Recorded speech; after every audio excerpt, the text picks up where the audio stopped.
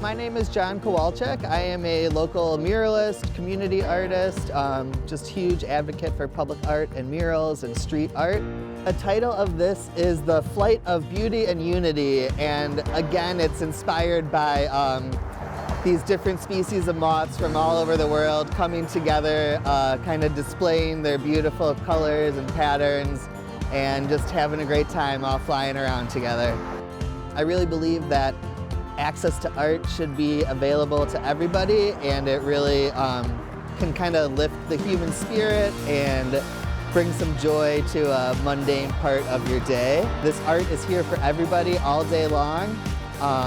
Painting in public areas has a somewhat kind of sacred feel to me. I think public space is really important and should be enjoyed by everybody, and I think that beautifying public spaces just uplifts the entire community. The process behind getting a mural like this to scale and on the wall is, has a lot of steps to it, and it all begins digitally. I design it all on an iPad, and I take photographs of the wall and overlay my drawings and sketches to see what's going to work out. After that, there's a process where I transfer the design to the actual wall, and I use a doodle grid method.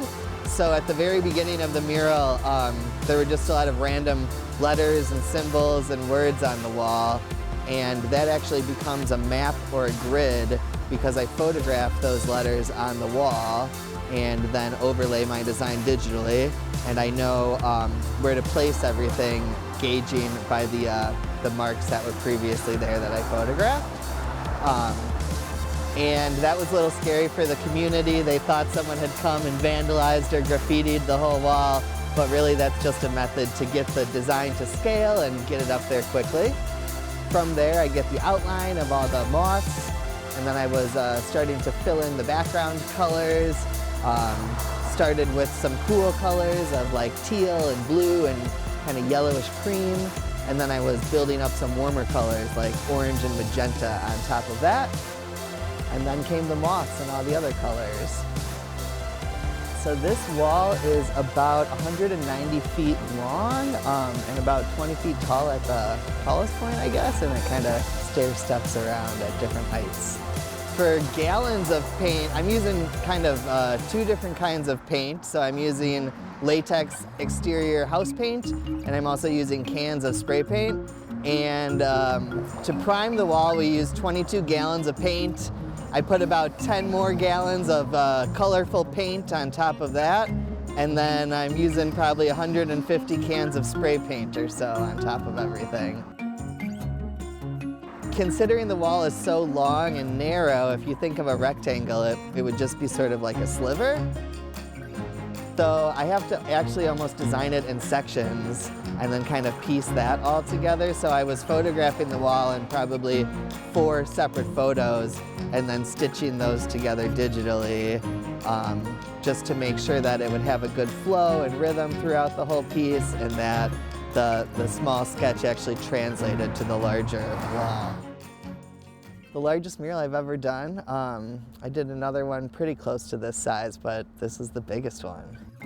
I went to Milwaukee Institute of Art and Design about 10 years ago or so and got a degree in painting there and kind of fell in love with the city of Milwaukee. I've been doing community projects all over Wisconsin. I work for a nonprofit, and I also create my own paintings and artwork in my studio. I do a lot of collage and mixed media paintings. I do some sculpture and mosaic work as well. The kind of method behind my painting style really is I'm thinking about building up the colors in layers. A lot of times I'll do a base coat of a solid color and then come back with the spray paint on top of that to add the different shades and the texture and the patterns and things. And I'm kind of working each moth. So I kind of started with all the light blue ones, and then I did all the orange ones, and then I did the magenta ones, just because it makes it a little easier for me. Once I figure out my method, I can repeat that if there's the same moth kind of somewhere else. For example, on this large moth here, I started with a base layer of like a magenta color, and then I was able to add different shades of that magenta on top to give it the texture.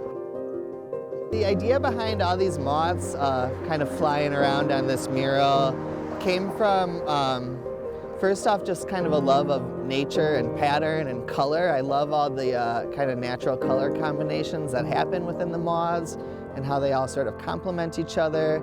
And then a little bit more behind the idea is that these moths are all from different countries of the world. I do a lot of research kind of going into the design, so I do a lot of stuff online, just kind of Googling images and learning about the different species. I've always really enjoyed the Milwaukee Public Museum. They have an awesome like butterfly and moth habitat, and you can go see all the different cocoons and chrysalises and some of these moths in person there too.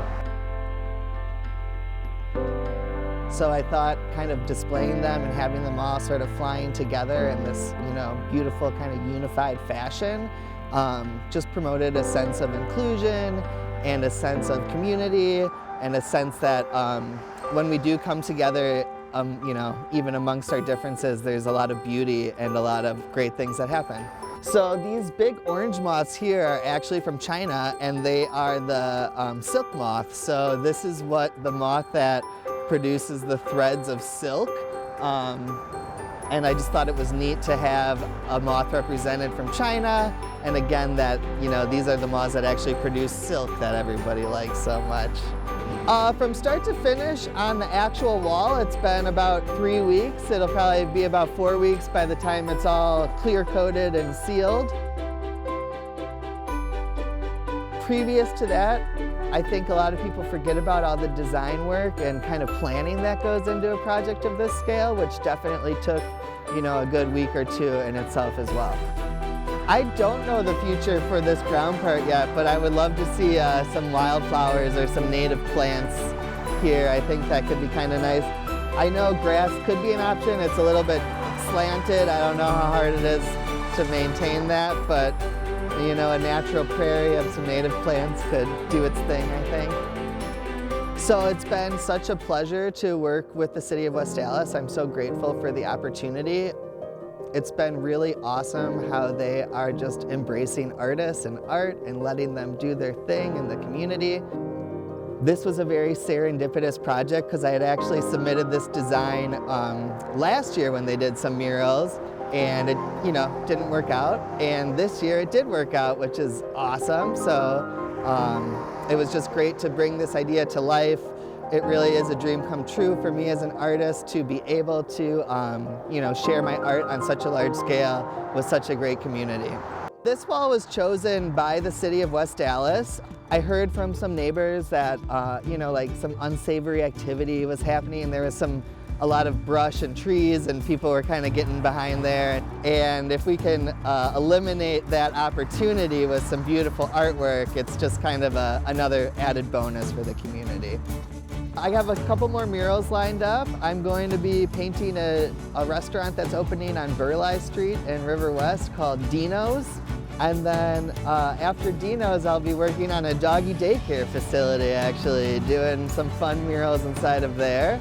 As an artist, I'm always looking for more opportunities to engage the community and help bring their vision to life and help tell the stories that people want to see in their neighborhood. So I'm always looking for more walls. My artwork can be seen at Scout Gallery in Milwaukee or on my website at johnkowalczykart.com, or you can follow me on Instagram, just at John Kowalczyk. And then I'm usually popping up at different galleries and things like that throughout the city.